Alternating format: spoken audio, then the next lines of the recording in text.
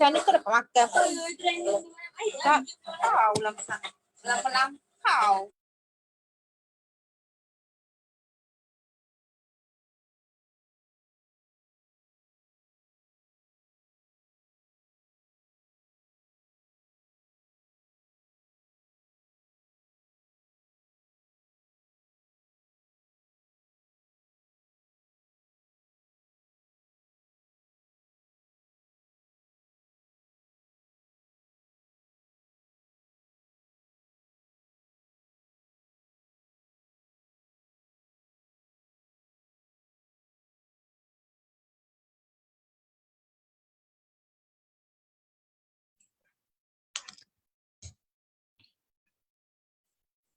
Assalamualaikum warahmatullahi wabarakatuh. Innal hamdalillah nahmaduhu wa nasta'inuhu wa nastaghfiruh wa na'udzu billahi min shururi anfusina wa min sayyiati a'malina. May yahdihillahu fala mudilla lahu wa may yudlil fala hadiya lahu. وأشهد أن لا إله إلا الله وحده لا شريك له وأشهد أن محمدا عبده ورسوله يا أيها الذين آمنوا اتقوا الله حق تقاته ولا تموتن إلا وأنتم مسلمون أما بعد فإن أصدق الحديث كتاب الله وخير الحدي حدي محمد صلى الله عليه وسلم وشر الأمور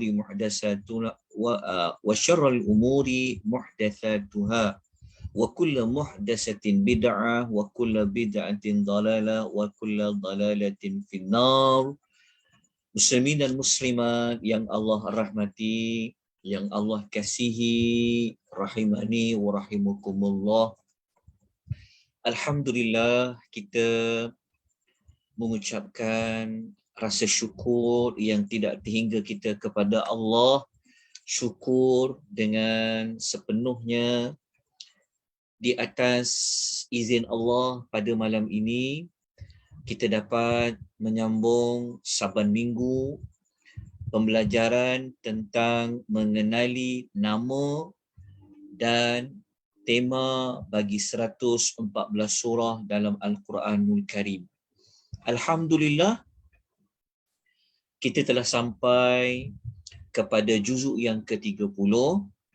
Kita telah sampai kepada surah yang ke-86, iaitu surah At-Tariq, yang telah pun kita selesai mempelajari pada minggu lepas.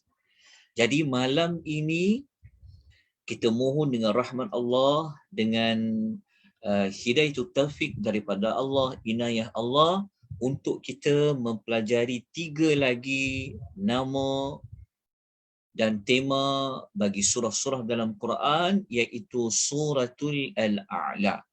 Kita mulakan dulu malam ini dengan surah Al-A'la. Surah Al-A'la ini merupakan surah yang ke-87. Kemudian kita akan mempelajari surah Al-Ghashiyah dan seterusnya kita akan mempelajari surah Al-Fajr. 3 surah, Al-A'la, Al-Ghashiyah dan Al-Fajr. InsyaAllah, moga-moga pembelajaran kita, pengisian kita pada malam ini diberkati oleh Allah daripada permulaannya sehingga kepada penghujungnya. Allah melapangkan dada kita, mudahkan urusan kita, membersihkan hati kita, ya, kerana ilmu Al-Quran ini memerlukan jiwa-jiwa yang cahaya, jiwa-jiwa yang lapang, jiwa-jiwa yang bersih. Jadi moga-moga Allah memberikan kita mudah faham apa yang kita akan pelajari pada malam ini. Kita terus kepada surah Al-A'la. Ya. Surah Al-A'la. Surah Al-A'la ini Kalau kita rujuk di dalam Al-Quranul Karim adalah surah yang ke-87 yang mengandungi 19 ayat. Surah Al-A'la, surah yang mengandungi 19 ayat. Jadi apa makna Al-A'la? Apa makna Al-A'la? Kalau kita lihat dalam Quran terjemahan yang saya rujuk, Al-A'la diterjemahkan kepada yang paling tinggi. Yang paling tinggi. Kerana Al-A'la ni adalah menggunakan isim tafdhil yang menunjukkan Allah Ta'ala, yang menunjukkan yang paling tinggi, tidak ada yang tinggi melainkan Al-A'la. Jadi Al-A'la ini maksudnya yang paling tinggi. Al-A'la ni merujuk kepada siapa yang paling tinggi. Maka kita kena lihat terlebih dahulu dalam ayat yang keberapa yang ada sebut tentang Al-A'la. Pada ayat yang pertama surah Al-A'la, Allah Ta'ala berfirman, A'udzu billahi minasyaitonir rajim. Sabbihisma rabbikal a'la. Sabbihis adalah perintah mensucikan nama Rabb kamu Al-A'la. Jadi kita jumpa perkataan Al-A'la berada pada ayat yang pertama bagi surah Al-A'la. Jadi Al-A'la di sini setelah kita membaca keseluruhan ayat, kita jumpa Sabbihisma rabbika, sucikanlah nama Rabbmu yang maha tinggi. Rupa-rupanya Al-A'la di sini merujuk kepada Allah. Al-A'la adalah salah satu daripada nama Allah yang menunjuk kepada Allah itu yang maha tinggi. Maha tinggi dari sudut apa? Mari kita lihat terlebih dahulu sebab penamaan surah ini seperti mana yang kita pernah rujuk sebelum ini, ulasan yang dikemukakan oleh Profesor Dr. Wahbah Az-Zuhaili rahimahullah dalam tafsir Al-Munir.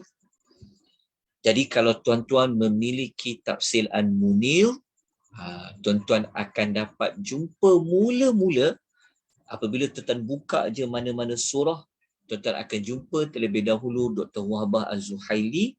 Beliau akan memulakan dengan menerangkan surah ni makna apa, surah tu maksud apa. Jadi kita, kalau ini di antara keistimewaan tafsir Al-Munir. Kalau dalam tafsir Nusantara macam Buya Hamka pun dia ada mulakan jugalah. Kalau dia sebelum dia nak masuk pada ayat pertama, dia cerita latar belakang surah. Jadi tafsir Al-Munir ni alhamdulillah dengan rahmat Allah, kajian saya semasa saya buat sarjana dulu, master dulu, memang saya mengkaji 30 juzuk tafsir Wahbah. Tapi bukanlah dapat baca satu ayat kepada satu ayat, tetapi baca, buat kajian dalam bentuk secara secara rambang begitulah. Kalau nak baca 30 juzuk panjang. Tapi alhamdulillah dengan rahmat Allah dapat menyiapkan tentang mencari bentuk-bentuk munasabah yang digunakan Dr. Wahbah Az-Zuhaili. InsyaAllah kalau kita ada ruang nanti, saya akan kongsikan tentang tafsir-tafsir yang ada di sekeliling kita. Apa keistimewaan dia, apa kekurangannya, kelebihannya di mana dan sebagainya. Okey, jadi Dr. Wahbah beliau mengatakan surah ini dimulakan dengan perintah menyucikan Allah Subhanahu wa taala daripada segala kekurangan Dan Allah menyifatkan dia dengan semua sifat mulia dan sifat agung. Kerana dikaitkan dengan sabih, mensucikan Allah. Lepas tu Dr. Wahbah diterang. Apa tu Al-A'la? Dia kata Allah itu maha tinggi daripada segala sesuatu. Jadi Al-A'la itulah kita terjemah dia yang maha tinggi. Tiada yang lebih tinggi daripada Allah. Dalam semua sudut. Dalam semua sudut. Jadi kalau tuan-tuan dan perempuan pernah mengikuti tadabbur surah tadabbur ayat Al-Kursi pada 2 minggu lepas. Ada rakamannya di FB Akademi Tadabbur. Tuan-tuan boleh lihat siri akhir. Siri akhir tadabbur ayatul kursi, kita telah kupas tentang 2 nama Allah yang berada pada penghujung ayat Al-Kursi, iaitu a'udzubillahi minasyaitonirrajim wa huwal aliyul azim. Wa huwal aliyul azim. Wa huwal aliyul azim. Apa kaitan nama Al-Aliyu dengan nama Al-A'la? Kalau tuan-tuan dah ikuti, tuan-tuan masih ingat ataupun ingat kembali, apabila para ulama membincangkan nama Allah yang maha tinggi, ada 3 nama Allah yang mempunyai kedekatan maknanya. Yang pertama, Allah tu Al-Aliyu. Jadi Al-Ali itu pun masuk yang maha tinggi. Yang kedua adalah Al-Muta'al. Dan yang ketiga adalah Al-A'la. Ketiga-tiga nama tu Al-Aliyu, Al-A'la, Al-Muta'al mempunyai kedekatan makna dalam menerangkan Allah ni yang maha tinggi. Jadi kalau tuan-tuan pernah mengikuti belajar Al-Asma'ul Al-Husna, tuan-tuan tahu Allah tu maha tinggi dari sudut apa. Di antara yang para ulama bincangkan Allah tu maha tinggi, tak ada lebih tinggi daripada Allah. Di antara yang utama dibincangkan dari sudut kemuliaan Allah, keagungan Allah, pangkat, darjat. Allah lah yang paling tinggi. Tidak ada mana-mana yang memiliki kemuliaan, keagungan yang paling tinggi melainkan Allah. Maknanya kata yang paling mulia. Siapa dia? Allah. Kerana dia maha tinggi dari sudut kemuliaan, maha tinggi dari sudut keagungan. Okay. Begitu juga sudut yang kedua, Allah ni maha tinggi dari sudut kekuasaan. Tiada yang paling tinggi kuasanya melainkan Allah. Dan itu dekat dengan Allah yang maha tinggi. Jadi apabila kita baca surah Al-A'la, kita menemui inilah di antara surah yang diletakkan dengan nama Allah, iaitu Al-A'la, yang paling tinggi. InsyaAllah kalau saya sedang dalam menyusun modul, kalau nanti kita mempelajari tentang susunan surah, kan, apa berkaitan Al-A'la dengan Al-Tariq yang kita belajar minggu lepas kan, surah Al-Tariq kan, surah Al-Tariq, apa kaitan dia? Al-Tariq dia merujuk kepada bintang yang sangat terang. Maknanya bintang itu adalah bintang yang tinggi. Dikaitkan dengan Allah itu Al-A'la, yang paling tinggi. Nanti kalau dah belajar hubung kait antara surah dan surah, pasti tuan-tuan akan merasa kagum, merasa takjub dengan Al-Quran ini. Rupa-rupanya walaupun dia surah nama lain, tetapi ia mempunyai berkaitan yang sangat rapat antara satu surah dengan satu surah. Tuan-tuan doakan semoga Akademi Tadabbur dapat menyediakan modul tersebut.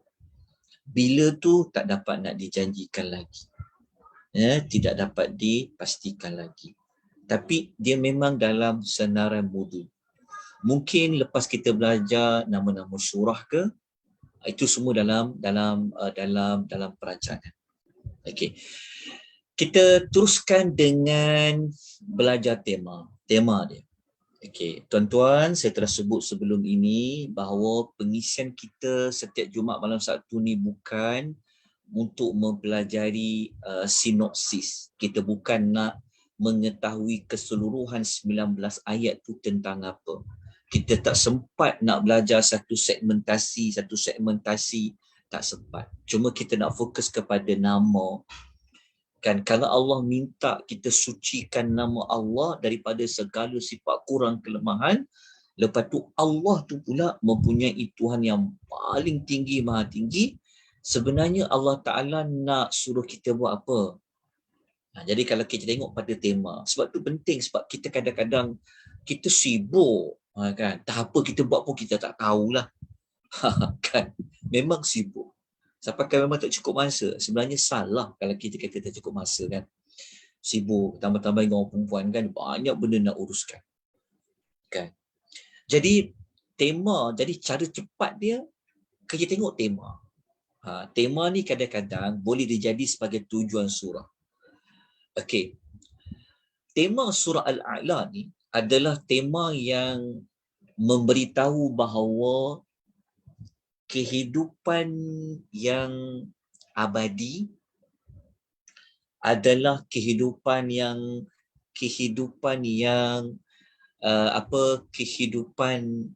di hari akhirat lah. Jadi temanya adalah tema yang menyeru agar kita ni tidak terkesan, tidak lalai, tidak terpedaya dengan kehidupan dunia.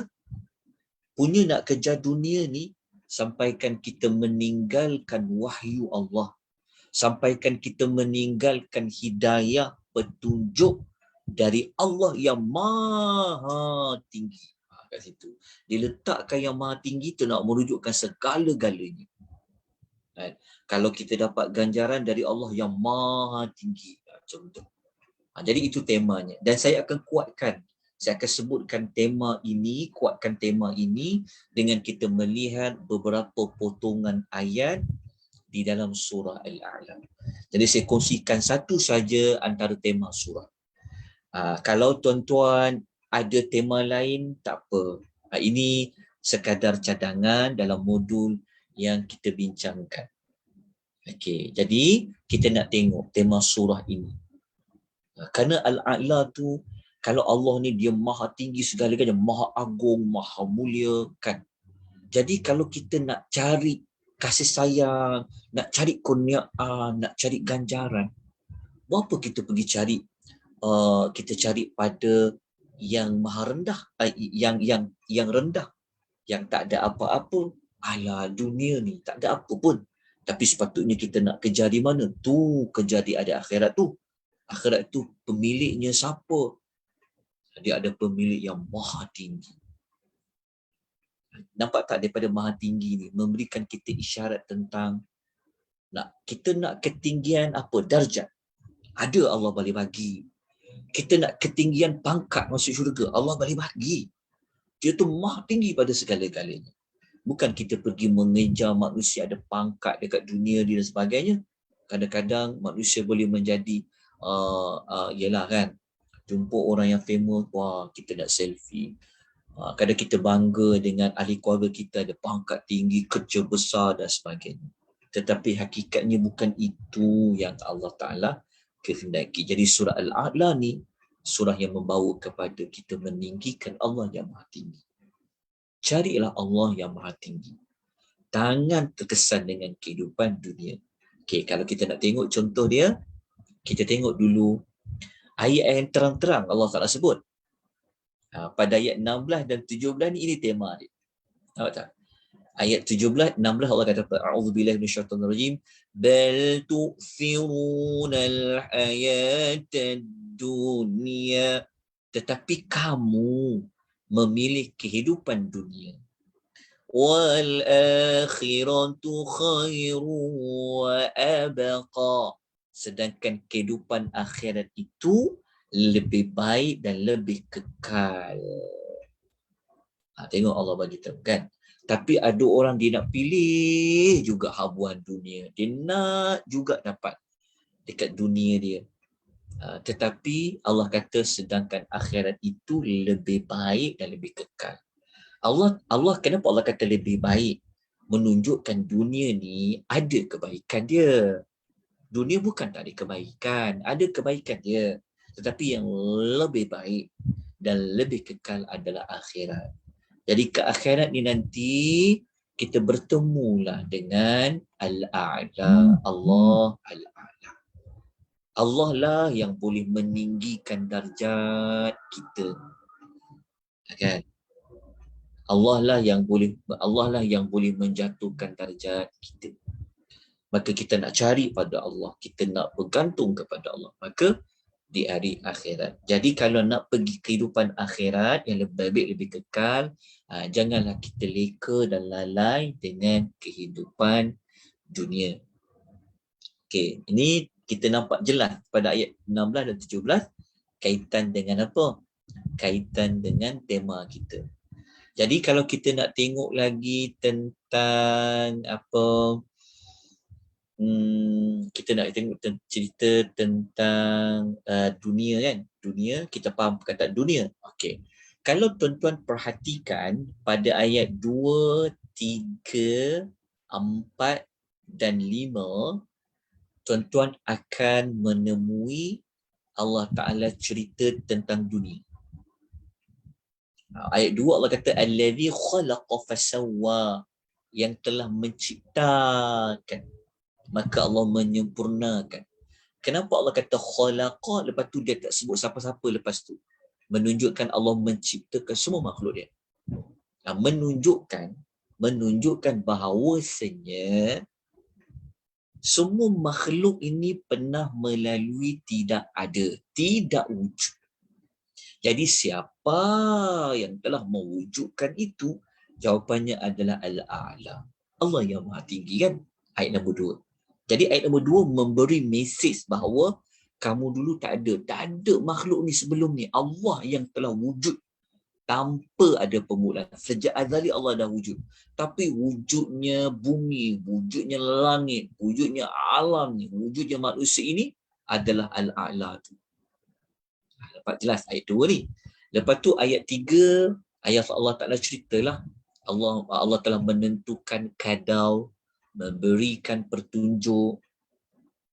Menunjukkan apa? Menunjukkan manusia ni daripada tak ada nak menunjukkan kepada apa? Kehidupan kan? Kehidupan dunia, dapat petunjuk. Lepas tu Allah Ta'ala bagi tahu nak hidup tu dengan apa? Wallazi akhrajal mar'a, yang telah mengeluarkan tanaman untuk binatang ternakan. Allah kata Allah keluarkan tanaman untuk binatang ternakan. Jadi kalau dah ada binatang ternakan, siapa yang makan? Kitalah yang makan haiwan ternakan. Jadi kan cerita tentang kehidupan. Kemudian ayat nombor 5 Allah Ta'ala kata faja'alahu ghutha'an ahwa. Kemudian Allah menjadikan tumbuhan-tumbuhan yang mula-mula segar kan untuk haiwan-haiwan itu makan, akhirnya menjadi apa? Kering kehitaman. Nampak tak? Ghutha'an ahwa. Kering kehitaman. Kalau kita perhalusi, ingat tak saya kata sebelum ini? Bukan saya katalah, maksudnya para ulama dah buat kajian bahawa juzuk amma ni memang juzuk yang menekankan tentang perkara akidah. Juzuk amma ni juzuk yang banyak menyebut tentang akhirat. Jadi kat mana kaitan dengan akhirat? Tadi kita dah nampak dah ayat nombor 16-17 tadi. Tapi dekat ayat mula ni pun sebenarnya Allah nak tunjuk tentang akhirat sebenarnya. Kan? Allah nak kata bahawa okey, kamu dulu pernah tak ada, Allah boleh adakan.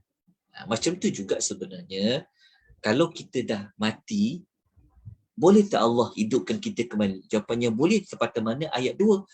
Ayat 2 kata kamu langsung dulu tak ada. Tiba-tiba Allah yang ciptakan. Okey, itu sebenarnya mesej nak menunjukkan tentang hari kiamat. Kemudian Allah membagi tahu tumbuhan yang segar, yang hijau tadi yang dimakan oleh haiwan ternakan tu, akhirnya lama-lama dia jadi apa? Ghutha'an ahwa. Dia akan menjadi kering kehitaman. Menunjukkan apa sebenarnya Allah nak bagi tahu? Allah Ta'ala nak bagi tahu bahawa tumbuhan itu pun ada expired dia. Akhirnya kering kehitaman. Sebenarnya dia ada kaitan dengan dunia. Dunia ni pun lama-lama sampai pada tarikh luput dunia ni. Seperti mana tumbuh-tumbuhan. Okey, dah jelas dekat sini. Okey. Kemudian kan, kalau kita tengok dekat hujung, ni penutup ayat nombor 18 dan 19 tu. Kalau kita baca sekejap ya, tuan puan saya tengok catatan yang saya. Okey. Saya ada catatan. Sebab saya ni bukan orang pandai tuan-puan, cepat lupa. Kalau tak tengok nota kan, kalau tak baca banyak kali memang lupa. Kalau minggu depan ajar subjek ni balik, memang lupa. Kalau kita jenis lupa ni, salah satu sebab ni mungkin hati kita ni kotor. Memang, kalau tak ada nota tu kata apalah nak cakap ni kadang-kadang, tapi kita terlupa. Okey. Jadi ayat nombor 18 dan 19 kan, apa berkaitan dengan Tuhan yang Maha Tinggi? Nak mengait Allah Ta'ala nak kaitkan Al-A'la tu di mana? Kalau kita baca ayat tu, inna hadza lafis suhufil ula. Allah kata sesungguhnya ini terdapat dalam kitab-kitab yang terdahulu. Kitab-kitab terdahulu, suhuf terdahulu tu, suhuf tu maksudnya yang sebelum Al-Quran sudah ada suhuf-suhuf. Suhuf ni dia lebih ringkas daripada kitab. Kalau kitab tu mungkin dia padat, dia ada banyak muka surat, tapi kalau suhuf ni helaian-helaian. Inna hadza, ini tu apa? Ini tu apa? Yang Allah kata sesungguhnya ini terdapat dalam kitab-kitab yang terdahulu. Ini tu apa? Ini ni menunjukkan kepada wahyu Allah, petunjuk Allah, hidayah Allah. Sebenarnya bukan ada dalam surah Al-A'la ni je. Bukan hanya ada dalam Quran. Dalam kitab-kitab yang dulu pun telah ada maklumat tentang petunjuk Allah Ta'ala tu. Maka Allah menerangkan dua kitab yang utama, yang ada maklumat tentang petunjuk Allah, wahyu Allah. Dalam kitab apa? Suhufi Ibrahim wa Musa, iaitu kitab ataupun suhuf Ibrahim dan suhuf Musa. Kenapa tuan-tuan perempuan Allah sebut suhuf Ibrahim? Kenapa sebut suhuf Musa? Sebab kita sedia maklum Nabi Ibrahim ni terkenal dia. Semua agama nak kaitkan dengan Ibrahim. Semua mengaku Ibrahim kami ni keturunan Ibrahim, keturunan Ibrahim. Semua mengaku. Waktu Ibrahim ni dia famous. Lepas tu pula Nabi Musa. Musa ni pula memang kalau orang Yahudi memang Rasul yang dikenali dan diagung-agungkan. Kalau Ibrahim semua agama. Hatta orang musyrikin pun mendakwa mereka ni sama seperti Ibrahim. Kan? Jadi kenapa Allah bawa kisah Ibrahim dengan Musa?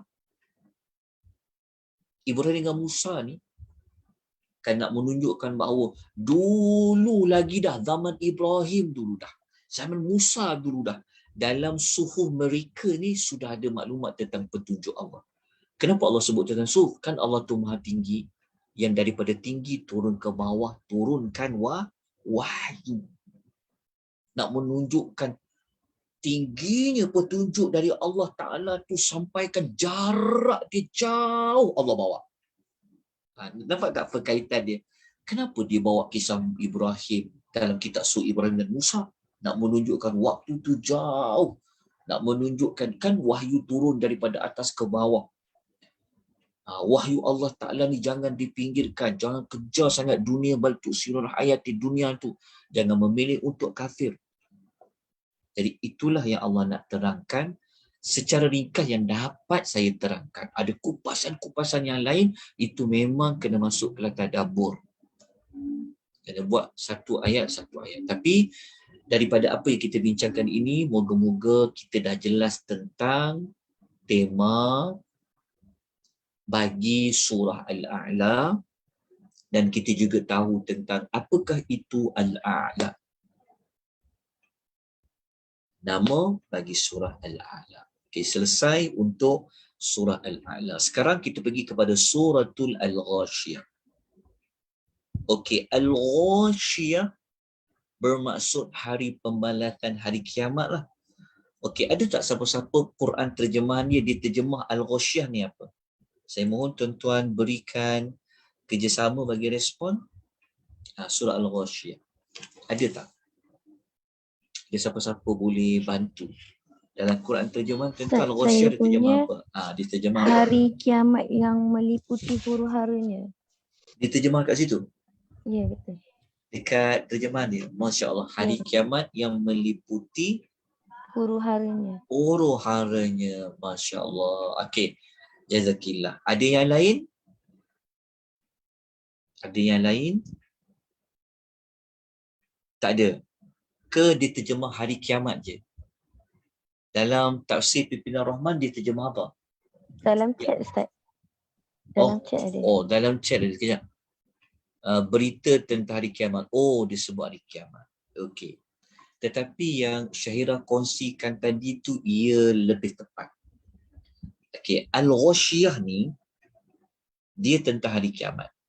Nanti kita kupas. Kita tengok dulu. Al-Ghashiyah ni dia tentang hari kiamat. Okay, jadi kita tengok terlebih dahulu di mana sumber ayat yang ada menyebut tentang Al-Ghashiyah. Kita buka pada suratul Ghashiyah pada ayat yang pertama. Kita akan jumpa perkataan Al-Ghashiyah.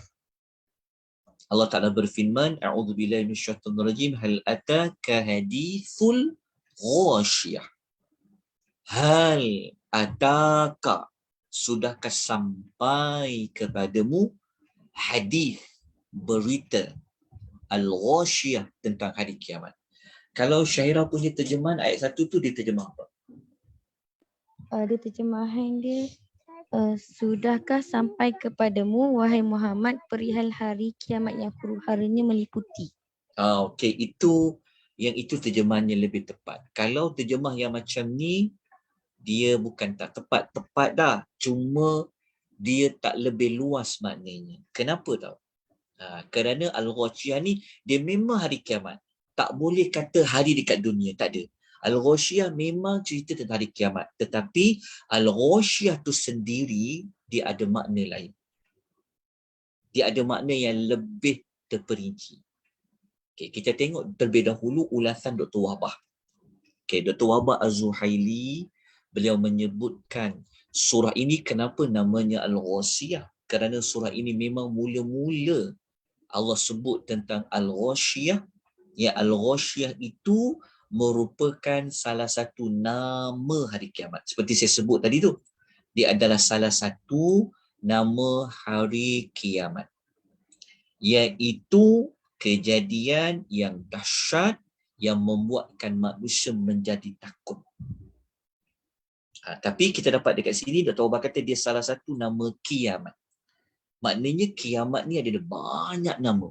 Jadi kalau kita hanya terjemahkan Al-Ghashiyah hari kiamat, nanti akan sama dengan nama-nama lain.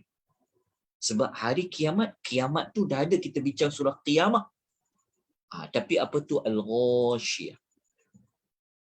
Okey, kalau menurut Ibnu Fahri membawa maksud yang meliputi nama lain bagi hari kiamat. Yang meliputi nama lain bagi kiamat. Ya. Al-Ghashiyah ini makna yang lebih mendalam adalah ini. Cara dia macam mana tau? Okey, kita tak nak nukilkan dulu daripada mana-mana ulama. Kita tengok dulu dalam Quran ada tak perkataan Al-Ghashiyah selain surah Ghashiyah ayat pertama. Okay, kita tengok. Kita tengok ada dua. Saya tunjukkan dulu dua ayat ni.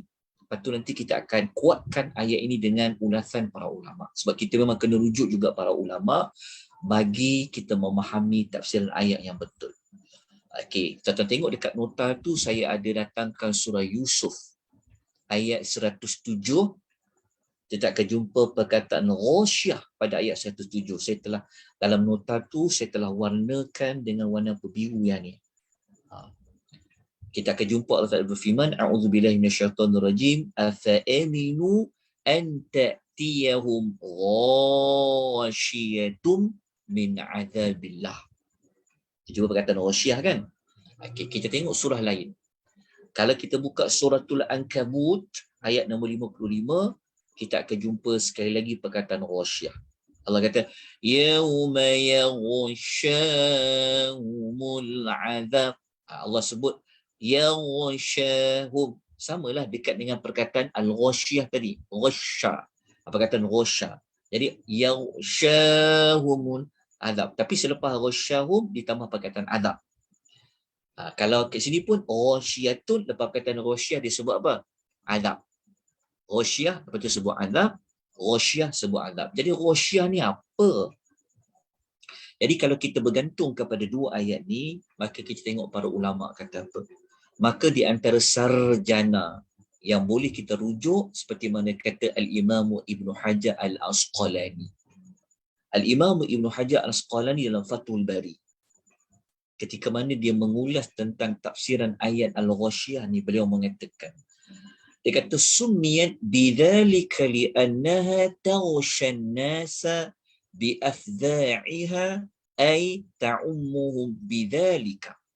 Dia kata Al-Ghasyiyah dinamakan seperti itu kerana pada hari itu manusia diselubungi dengan pelbagai kedahsyatan. Biafdha'iha ni kedahsyatan, ketakutan.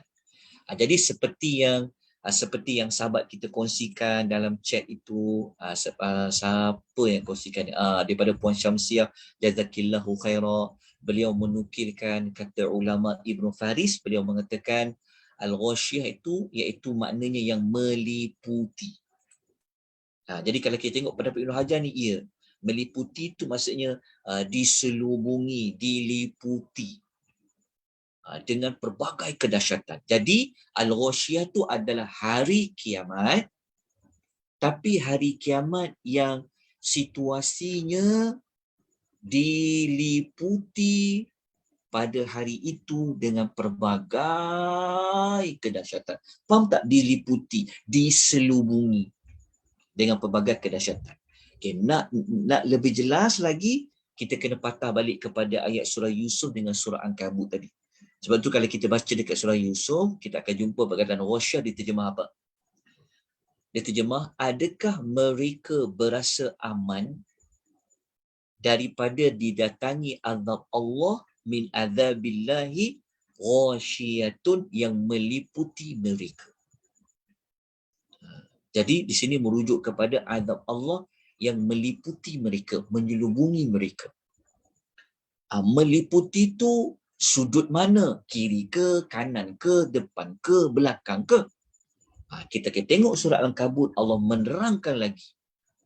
Azab tu ada di mana? Bagaimana? Kata Allah, yauma yaghshahumul adabu min fawqihim wa min tahti arjulihim. Pada hari itu mereka yaghshahum, diselubungi apa? Azab. Dari mana? Dari sebelah atas mereka dan daripada bawah kaki mereka. Menunjukkan azab ni, api neraka ni ada di mana-mana. Tak boleh nak lari dah azab. Diselubungi mereka dengan azab. Jadi Al-Ghasyiyah ini adalah hari kiamat dalam kurungan diselubungi dengan pelbagai azab. Meliputi pelbagai azab, kedahsyatan. Disebabkan kedahsyatan tu, azab tu ada di mana-mana, menyebabkan itulah yang Dr. Wahbah mengatakan Al-Ghasyiyah ini adalah kejadian yang dahsyat yang membuatkan manusia itu menjadi takut. Jadi itulah Al-Ghasyiyah. Tapi sebelum kita pergi kepada tema, tuan-tuan perasan atau tidak, Al-Ghasyiyah ni kenapa dia ada alif lam di depan dia? Al-Ghasyiyah. Apa fungsi alif lam kat sini? Al-Ghasyiyah. Al-Ghasyiyah ni, apa dia? Silakan. Specific, Ustaz. Boleh? Apa dia? Secara spesifik. Sebab dia punya Crisis. istilah dia apa? Term dia apa namanya? Ma'rifah. Al-ma'rifah kan, dia panggil alif lam ta'rif. Dia spesifik. Dia spesifik tu merujuk dia kepada mengkhususkan. Macam kita kata alhamdu, segala puji. Maknanya puji tu dia memang untuk Allah. Dia ruang kepada Allah. Jadi al-ghasyiyah ni nak menunjukkan makna apa tak? Dia kata spesifik tu nak menunjukkan makna apa? Nak menunjukkan bahawa dia macam kita perkataan kita kata Allahu Samad. Kenapa Allahu Samad tu dia guna kata nama berbentuk ma'rifah? Al ada Samad. Nak menspesifikkan, melimitkan bahawasanya tiada tempat bergantung lain melainkan hanya pada Allah. Jadi al-ghasyiyah ini membawa maksud tiada hari yang meliputi, menyelubungi dengan pelbagai kedahsyatan di hari kiamat. Hari itu adalah hari kiamat. Macam kita sekarang mungkin orang kata kita ni macam-macam diselibuti dengan ekonomi kita tak berapa baik, dengan COVID kita tak berapa, dengan COVID kita tak bila nak selesai, betul tak? Dengan isu politiknya, dengan isu kita nampak macam seolah-olah macam dunia dia dah diseliputi dengan pelbagai benda dahsyat. Tapi tak, belum. Yang sebenar-benar yang akan menyelubungi itu adalah hari kiamat. Kenapa? Kerana ada alif lam di situ. Okeylah, saudara perempuan. Okey. Jadi kita pergi kepada tema surah Al-Ghasyiyah. Jadi dalam Dr. Ali Hassan, okey. Mungkin saya terlupa untuk terangkan ya. Dr. Ali Hassan Arfan ni, kitab yang kita guna ni, ini sebenarnya adalah tesis PhD beliau. Tesis PhD kaji tentang apa? Kaji tentang nama surah. Sampai buat PhD tu tuan perempuan. Mengkaji hubung kait dia. Ini di antara kitab yang kalau saya pun sedang buat kajian tu, memang di antara kitab yang rujukan utama jugalah untuk melihat pada nama dan tema surah. Kerana saya mengkaji ada kaitan dengan tema juga. Tapi itu tunggu siap kajian tu, kalau dah lulus nanti saya akan kongsikan. Baik, tuan-tuan dan puan-puan, kita tengok pada tema surah Al-Ghasyiyah.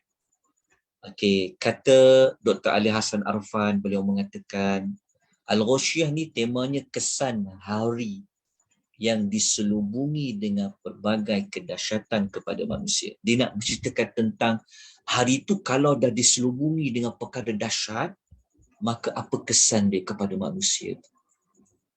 Sebenarnya dia nak cerita pasal hari kiamat tak? Ya, dia cerita pasal hari kiamat. Dia ada kaitan tentang, dia semua pasal hari kiamat, cuma konteks cerita hari kiamat tu berbeza. Kalau Al-A'la tadi, konteks dia apa? Cerita tentang, kalau cerita dia tentang ambil wahyu Allah tu, ikut wahyu Allah yang maha tinggi tu. Jangan hanya fokus dunia, lalai dengan dunia. Sebab nanti nak pergi akhirat kan? Kerana akhirat tu lebih kekal, lebih baik. Tapi masuk pula pada surah Al-Ghasyiyah, Allah Ta'ala nak bawa kepada apa? Dia ada kaitan juga tau. Dia ada kaitan kalau kita belajar sambungan surah tu, sebelah-sebelah dia, seolah-olah Al-Ghasyiyah kata apa? Siapa-siapa yang dia menolak wahyu Allah, memilih hidup dunia macam surah Al-A'la tadi, kau jaga. Kau akan nampak kesan dia. Dahlah hari kiamat tu diselubungi dengan pelbagai dahsyatan. Maka kau akan tahu kesan dia apa. Jadi Al-Ghasyiyah kata, aku bagi tahu kesan dia. Tapi kalau sebaliknya orang yang dia betul ikut wahyu Allah, dia pun nampak nanti kesan pada dia di hari dia selubungi dengan pelbagai dahsyatan. Kita nampak tak sambungan antara satu surah kepada satu surah? Sangat menarik kalau belajar. Nanti insya-Allah nanti kita belajar ya, insya-Allah. Satu persatu. Baik. Kita terus pergi kepada nak tengok contoh dia. Tengok contoh ayat ya. Okey. Saya nak kuatkan tema ni dengan saya bawa ayat. Okey, kita tengok pada ayat 2 dengan ayat 8. Kenapa sebab ayat 2 dan 8? Tuan-tuan, ayat 2 dan 8 ni Allah membawa kita kepada dua wajah manusia di hari kiamat. Di hari Al-Ghasyiyah itulah. Ayat yang kedua Allah kata wa wujuhu yawma'idin khashi'ah. Jumpa tak perkataan wajah. Kita sebut wajah ni bukan bahasa asal Melayu, dia memang daripada Arab. Wujuh tu wajah. Jadi Allah kata ada wajah-wajah pada hari itu dia tertunduk malu, dia rasa hina. Dia tak dapat angkat wajah dia tu. Dia rasa hina, dia rasa binasa. Ada wajah orang macam tu. Tapi ada wajah orang kedua dia apa? Wujuh yawma'idin na'imah. Ada wajah-wajah pada hari itu berseri-seri. Okey. Kita dapat tak dua perbezaan dia? Nampak kan? Okey. Kenapa Allah bawa wajah? Kenapa Allah bawa pada wajah? Siapa boleh bantu saya menerangkan dengan cerita tentang Al-Ghasyiyah tadi, Allah kata ada pada wajah-wajah manusia. Kenapa Allah bawa wajah? Kenapa tak kata hati takut ke, kaki melutut ke, macam surah Jathiyah kan kita dah belajar kan? Kenapa sebut pada wajah? Boleh kita kongsikan? Please. Hidupkan pembelajaran kita pada waktu malam ni. Silakan. Wajah maruah kita, Ustaz. Wajah tu maruah kita. Okey, betul. Yang kita muliakan. Lagi dikaitkan dengan dahsyat. Dahsyat tu dahsyat. Kalau wajah dia boleh nampak, Ustaz. Macam terkejut.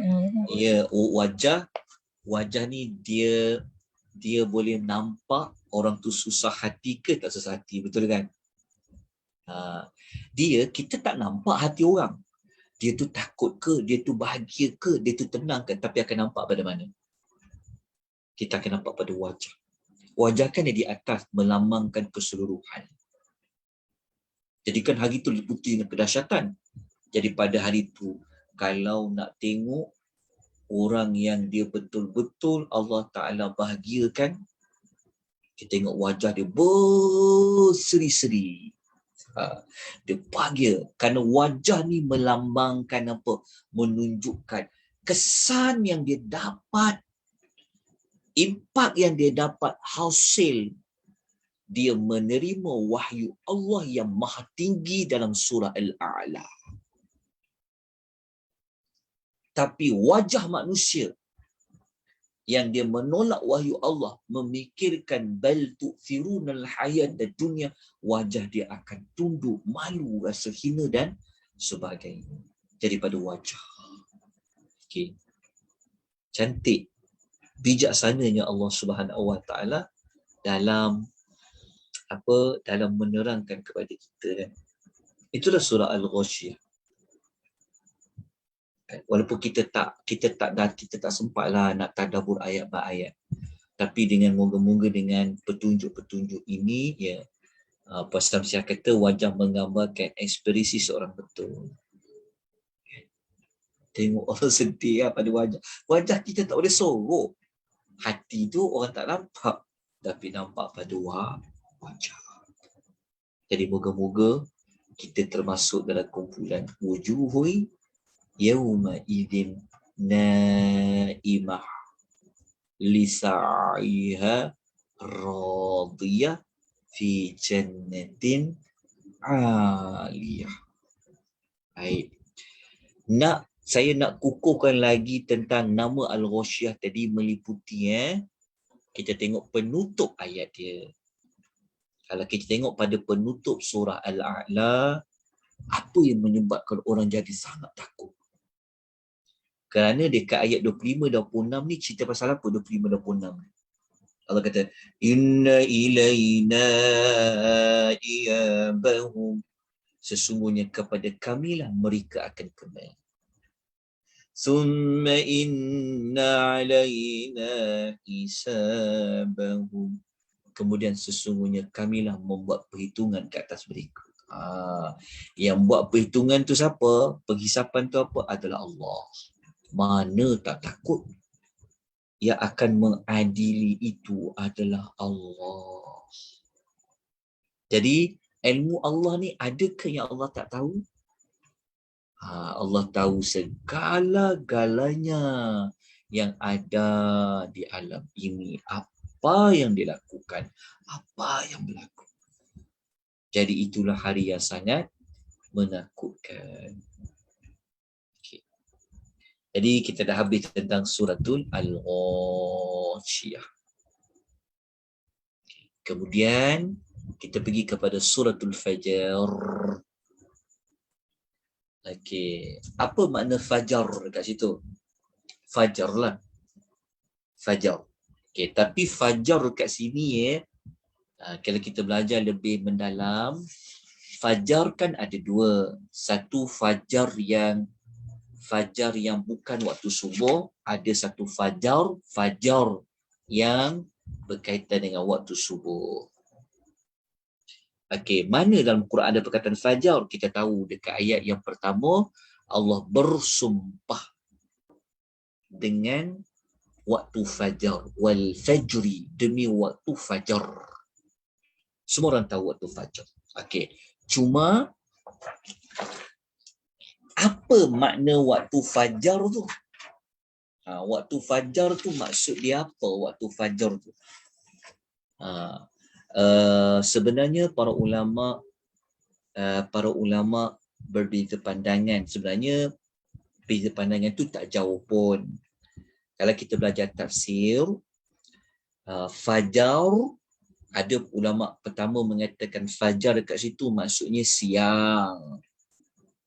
Kata siang. Fajar kat situ menunjukkan waktu siang. Secara umum siang. Ini adalah pendapat Ibnu Abbas. Ada para ulama lain pula mengatakan fajar dekat situ adalah solat subuh. Ada mengatakan fajar dekat situ fajar subuh lah. Fajar subuh. Okey. Jadi kita ambil yang kata dialah kalau solat subuh pun menunjukkan apa? Masuk subuh lah, betul tak? Jadi kalau subuh tu menunjukkan apa? Menunjukkan waktu dah mula siang. Siang tu fajar tu menunjukkan apa? Mula siang ataupun subuh. Okey. Sekarang kita tengok apa ulasan Dr. Wahbah, nanti kita akan kaitkan dengan tema. Dan kenapa Allah bersumpah dengan waktu fajar ni? Sebab tu kita kena tengok tema. Jadi kita tengok dulu sebab apa dinamakan fajar. Kata Dr. Wahbah dalam Tafsir Al-Munil, dia kata surah ini dinamakan dengan suratul Fajar kerana Allah mulakan pada ayat pertama Allah bersumpah dengan waktu fajar. Di sini dikatakan diterjemah sebagai subuh, tapi fajar tu subuh. Okey. Kenapa? Kita kan belajar kan, juzuk amma ada kaitan dengan kiamat. Apa berkaitan waktu fajar dengan kiamat? Apa kaitan? Kat mana relevan dia? Okey, kita akan jumpa jawapan sekejap lagi. Kita akan terangkan. Okey, sekarang kita tengok terlebih dahulu tentang apa tu fajar. Okey. Dia macam saya sebut tadi itulah ya, ada khilaf. Kenapa Allah bersumpah dengan waktu fajar? Mesti ada sebab. Mesti fajar tu ada nilai dia. Ada keutamaan dia. Ada para ulama mengatakan dia dikaitkan dengan waktu mula ibadah puasa. Ibadah puasa kan kena mula apabila terbit fajar. Kan?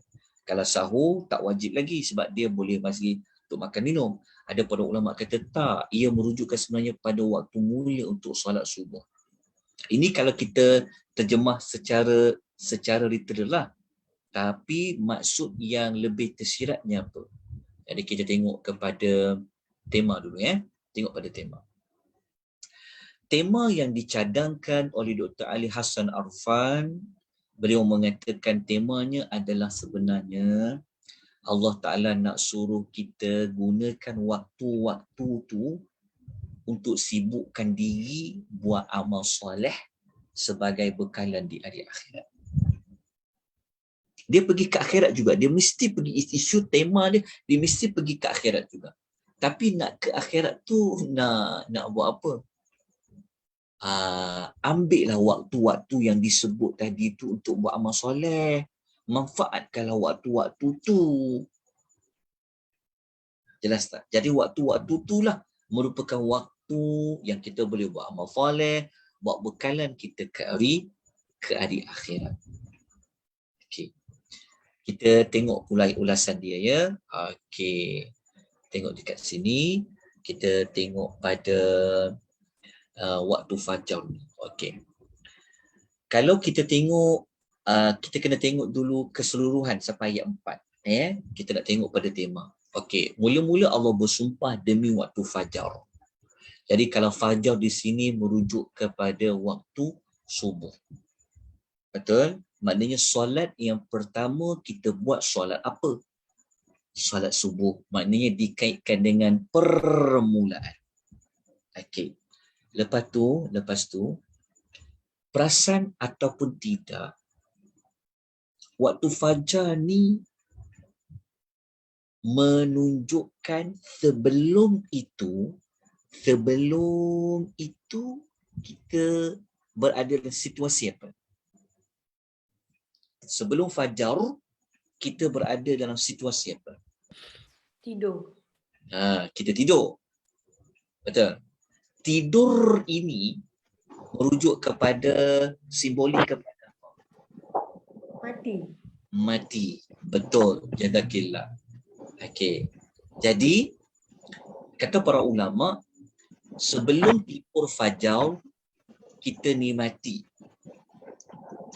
Lepas tu Allah Ta'ala hidupkan kita dengan bangunkan kita daripada tidur dengan terbitnya waktu fajar. Kenapa kita kata Allah bangunkan kita waktu fajar? Kerana waktu fajar ni waktu dah mula kena solat subuh. Maknanya waktu tidur tu dah tamat. Faham tak? Waktu tidur tu dah tamat. Tidur tu mati. Menunjukkan mati tu dah waktu tu mati tu dah habis dah. Engkau kena mula dengan suasana yang baru. Apa dia? Hidup, bangun daripada tidur, solat fajar. Nampak tak secara tersirat dia? Sebenarnya dia nak kaitkan dengan hari kiamat. Dia umpamakan dengan tidur. Apabila kau tidur ni dia ada limit dia. Limit dia apabila fajar, bangun untuk solat subuh. Menunjukkan ada dua situasi. Nak dikaitkan dengan kiamat juga. Lepas tu, berkaitan dengan tema kita juga. Kenapa Allah bersumpah dengan waktu fajar? Lepas tu Allah bersumpah dengan walayalin ashrin, demi malam yang 10. Okey, kenapa? Okey, kalau kita belajar kan, waktu fajar ni kita fahamkan, kita mula solat subuh. Jadi menunjukkan bahawa permulaan kita hidup, kita mulakan dia dengan solat subuh. Akan menunjukkan bahawa lepas tu Allah bersumpah dengan malam. Malam ni kan dah malam. Okey. Menunjukkan kalau subuh nak pergi ke malam, panjang tak waktu dia? Panjang waktu dia. Itu yang para ulama dia buat kajian, dia kata Allah bersumpah dengan masa ni adalah nak menunjukkan kepada kita guna waktu tu, waktu fajar tu kau gunakan, bukan fajar sajalah. Sebab ada itu yang saya sebut tadi tu, ada para ulama mentafsirkan ia adalah siang, menunjukkan siang. Maksudnya waktu tu gunakan untuk kamu beribadat. Bukan siang saja, tetapi walayalil ashrin, demi malam yang 10. Wasyaf'i wal watr, dan demi yang genap dan demi yang ganjil. Walaili idza yasr, dan demi malam apabila dia berlalu.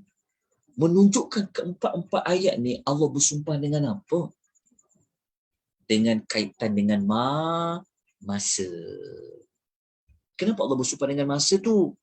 Jadi kalau kita belajar tentang sumpah dengan masa, maknanya nilai masa tu dalam hidup manusia. Kita ambil yang umum dulu. Nanti kita terangkan. Layalin ashrin apa, wasyafi'i wal watar tu apa. Tapi kita nak ambil dia punya teladan utama dia, kenapa Allah bersumpah dengan waktu ini. Waktu-waktu itulah umur kamu, hidup kamu. Kamu sepatutnya isi dengan amal salih. Untuk pergi ke mana?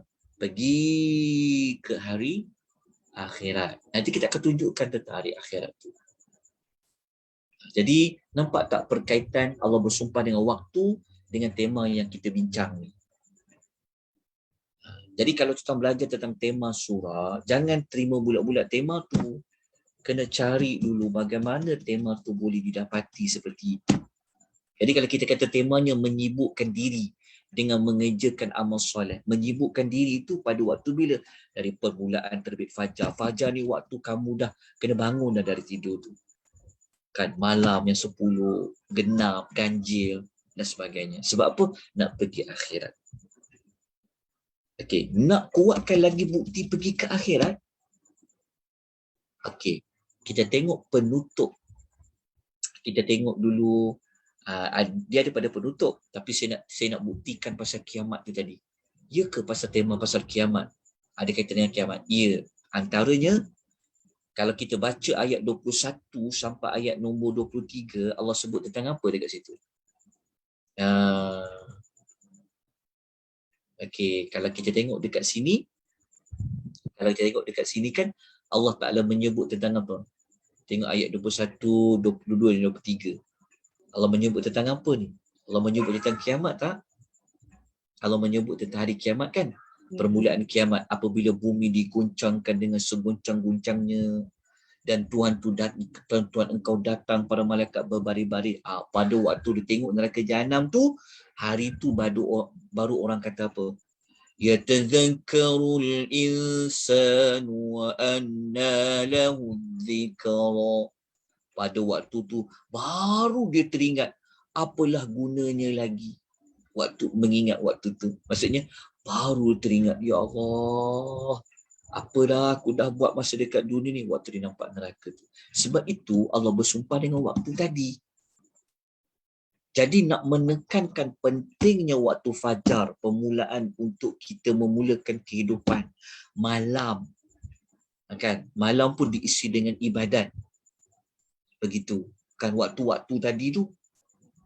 Tapi kalau korang tak nak juga ambil peduli, jaga. Nanti waktu bumi dah digoncangkan, Tuhan kau datang, malaikat berbaris-baris, waktu neraka diperlihatkan, waktu tu baru korang teringat.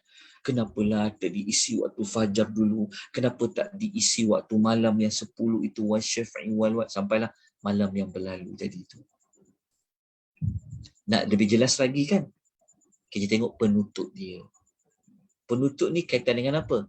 Penutup ni Allah Ta'ala nak bagi tahu. Siapa-siapa yang dia isikan waktu-waktu tadi dengan dia buat amal, nanti waktu dia mati, dia nak pergi jumpa Allah, dia dapat kesan dia apa? Maka ketika dia nak mati, Allah katalah, ya ayyatuhan nafsul mutmainnah, wahai jiwa yang tenang, irji'i ila rabbiki radiyatan mardiyah, kembalilah kepada Tuhanmu dengan hati yang puas lagi diredai. Fadkhuli fi ibadi wadkhuli jannati, masuklah engkau di dalam kumpulan hamba-hambaku yang berbahagia dan masuklah ke dalam syurga. Ini sebenarnya Allah nak cerita tentang siapa ni. Macam mana boleh dapat pangkat jiwa yang tenang? Kenapa dapat sampai kata kembalilah kepada Allah dengan jiwa yang puas lagi redha? Dia dikaitkan dengan tema itulah. Kalau kita sibukkan diri dengan buat amal soleh, dengan waktu-waktu tadi tu, kerana amal itulah bekal nak pergi akhirat tu. Tapi kalau kita tak nak juga berubah, tak nak juga sibukkan diri dengan waktu-waktu umur yang Allah bagi tadi, maka kita akan jadi seperti ayat yang 23 lah. Waktu tu baru menyesal. Jadi tuan-tuan perempuan, kita tengok sedikit sebanyak tentang apa makna malam yang 10 tu. Khilaf para ulama. Sebab tu saya tak nak buat masuk bab tafsir. Sebab tu saya ambil makna umum, Allah cerita tentang masa. Jadi masa 10 tu apa? Ada para ulama kata 10 hari yang awal pada bulan Zulhijjah. Ada kata 10 akhir terakhir bulan Ramadan. Ada yang kata 10 awal Muharram.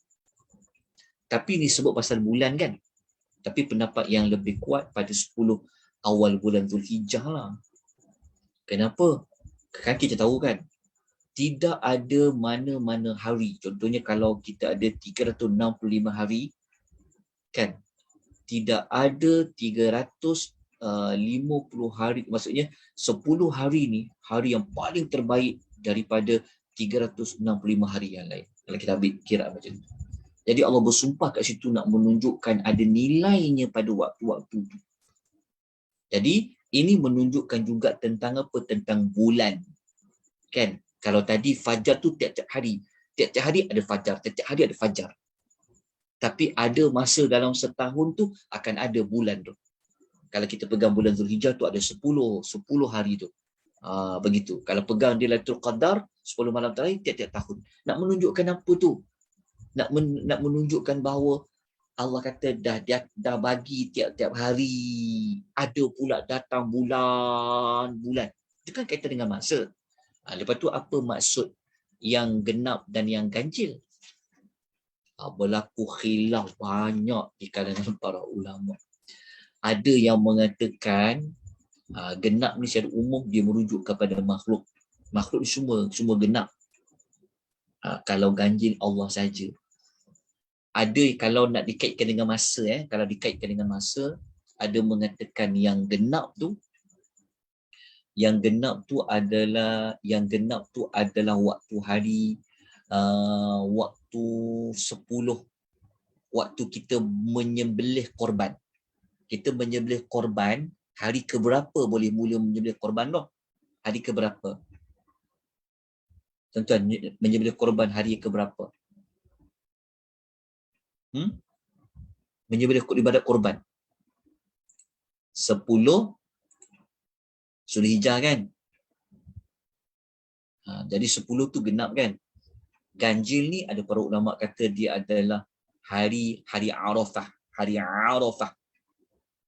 Hari Arafah tu ke-9. 9 ialah 9 Zulhijjah. Itu pendapat yang pertama. Pendapat Ibnu Abbas, Ikramah. Pendapat kedua kata, dia kata macam saya sebut tadi itulah, yang genap ni semua makhluk Allah. Yang ganjil tu adalah Allah. Ini adalah pendapat Ibnu Abbas juga, Mujahid, Al-Haddad. Ada yang kata Allah bersumpah dengan genap ni, sebenarnya Allah nak bersumpah dengan solat 5 waktu. Ada solat yang rakaatnya witir, ganjil. Solat apa yang ganjil? Solat apa yang ganjil? Witir. Maghrib. Macam maghrib. Solat apa yang genap rakaat dia? Solat subuh, solat zuhur. Tapi kalau kata Imam Al-Tabari, dia sebut sebenarnya semua makna tu termasuk dalam genap, termasuk dalam makna ganjil tadi tu. Maknanya dia pergi bincang macam mana hujungnya kaitan dengan apa? Masa, waktu yang perlu diisikan dengan iman, dengan ketaatan pada Allah Subhanahu wa Ta'ala. Itulah tema yang kita dapat pelajari pada malam ini. Jadi dah tak ada dah, memang dah tak ada, habis.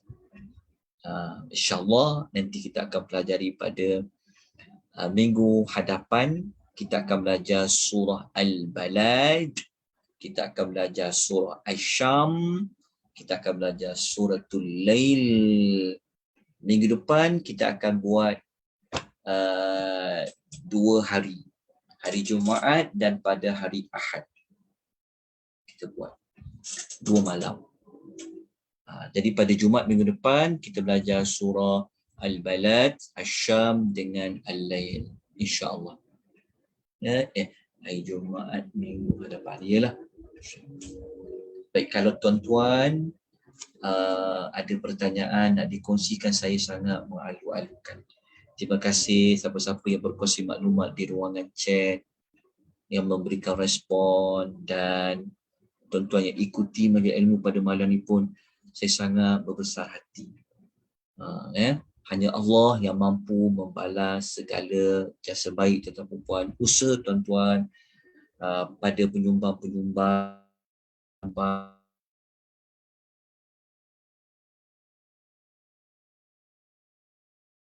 ilmu ni pun termasuk dalam sedekah. Tuan-tuan ajak orang lain ikut belajar majlis ilmu pada malam ni, itu pun termasuk dalam sedekah sumbangan. Okey, jazakumullahu khairan semua. Kalau tiada apa-apa pertanyaan, persoalan, kalau ada apa-apa, kalau ada nak dikongsi silakan. Mungkin saya ada terlepas satu maklumat yang penting ke, ataupun tuan-tuan nak tambah satu maklumat yang penting, silakan tuan-tuan lakukan. Sebab tajuk nama surah ni dah banyak dah dah banyak tempat yang buat kan. Mungkin tuan pernah baca pada buku, mungkin tuan-tuan pernah ikuti pada mana-mana institusi tadabbur yang lain kan. Rasanya Tadabbur Center dia buat kan tentang nama surah tu. Jadi kalau ada persamaan, anggaplah ia sebagai pengulangan, pengukuhan. Jadi kalau ada perbezaan, mungkin itu pada sudut pandang yang lain. Tapi kalau memang ada salah, memang tak kena langsung, saya minta tolong tegur ya, tolong bagi nasihat, insya-Allah kita sama-sama dapat ilmu.